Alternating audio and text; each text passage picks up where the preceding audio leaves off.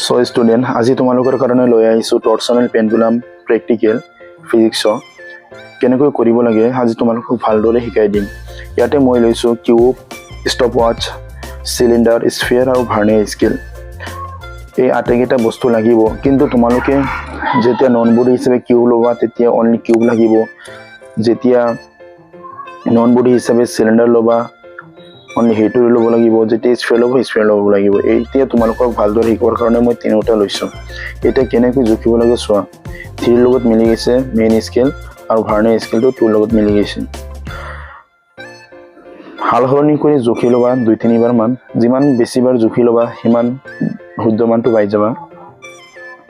Actually যেটো সূত্ৰ সেই সূত্ৰ হিচাপত নন বডিটো লৈ কিনে আনন বডিৰ moment of inertia উলিয়াব লাগিব।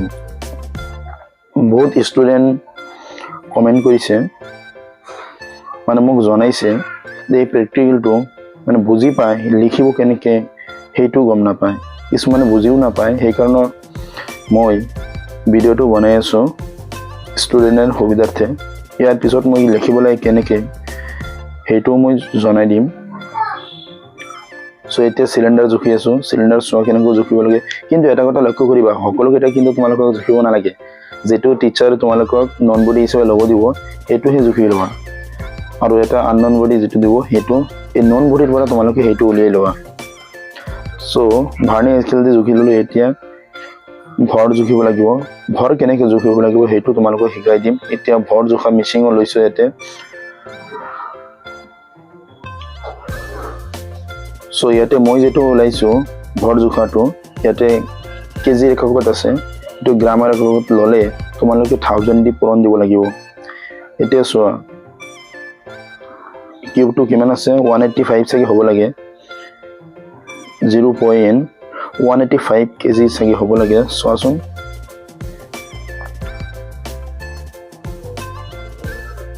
হয় ঠিকে আছে, 0.185 কেজি আছে এককত। কিন্তু ইয়াত এইটো গ্ৰামত ললে 1000 দি পূৰণ দিলে এইটো কিমান হ'ব 185 গ্ৰাম।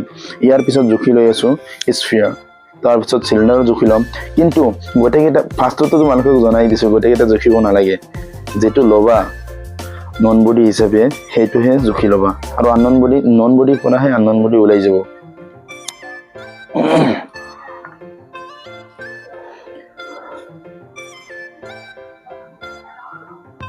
সো এটা কৰিব লাগে কেনেকে চোৱা।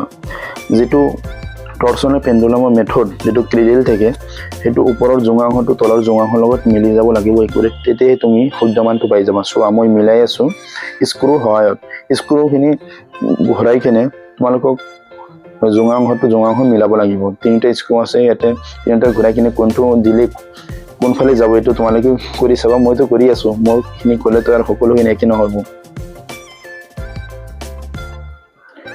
সো ফাইনালি মিলি আছে মোৰটো, মিলি গ'ল ফাইনালি। এতিয়া কি কৰিবা, যে ভেন্ট ৰড আছে ভেন্ট ৰড কেইটা দিবা। এই কাৰণেই দিবা ৰড মানে ৱায়াৰডাল ষ্ট্ৰেট হ'ব সেইকাৰণে। আৰু দি কিনে মেজাৰমেণ্ট কৰি ল'বা এইটো তলৰটোৰ লগত সমান্তৰাল হৈ আছে নে নাই। ইয়াৰ যেটো মেজাৰমেণ্ট কৰি আছো কাঠৰ টুকুৰা নিচিনা তাত বাবুল আছে, তাত চাই ল'বা তোমালোকে মাজত আহিছে নে নাই। যদি নাহে তেতিয়াহ'লে ভেন্ট ৰড কেইটা অলপ হাল সলনি কৰি ল'বা। ইয়াৰ পিছত 4 ডিগ্ৰী মান হেলনীয়াকৈ এৰি দিবা, আৰু ষ্টপ ৱাটছেৰে টাইমখিনি চাই থাকিবা। 10 বাৰ মান অচিলেশ্যন হোৱাৰ লগে লগে বন্ধ কৰি দিবা আৰু টাইমটো লিখি ৰাখিবা। এনেকৈ এবাৰ নহয়, অনলি ক্ৰেডেলটো 3 বাৰ ল'বা। মানে 3 বাৰ মানে এইটো কৈ আছো, এবাৰত 10 বাৰ অচিলেশ্যন হ'বলৈ দিবা, আৰু কিমান সময় যায় সেইখিনি তুমি লিখি ৰাখিবা।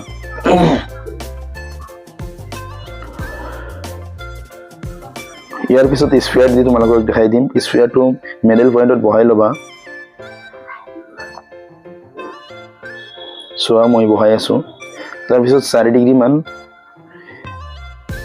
হেলনীয়া কৰি মানে ঘূৰাই আল্টিমেটলি 4 ডিগ্ৰী মান এংগল কৰি তোমালোকে এৰি দিবা, আৰু ষ্টপ ৱাটছেৰে টাইমখিনি চাই থাকিবা।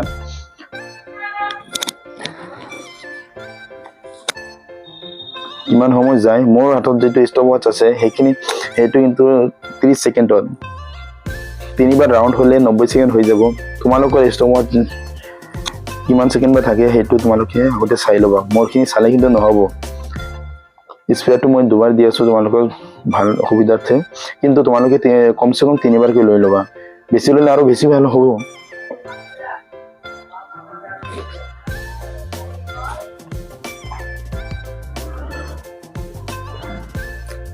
তো তোমালোকে চাগে গমে পাইছা কেনেকৈ উলিয়াব লাগে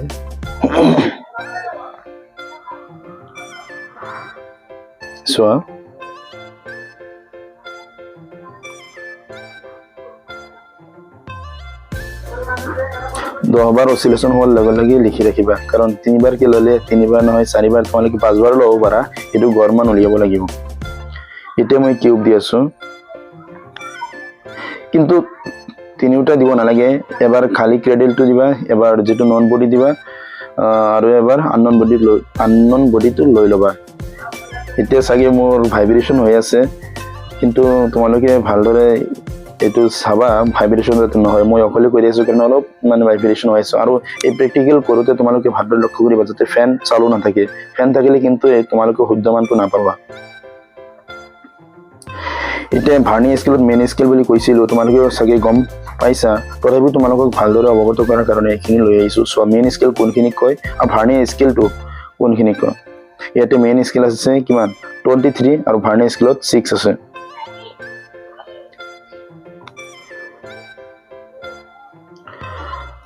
সো পয়েন্ট খিনি ভালদৰে সোয়া আৰু যেটো কি হ'ব কনস্ট্যান্ট হ'ব এটো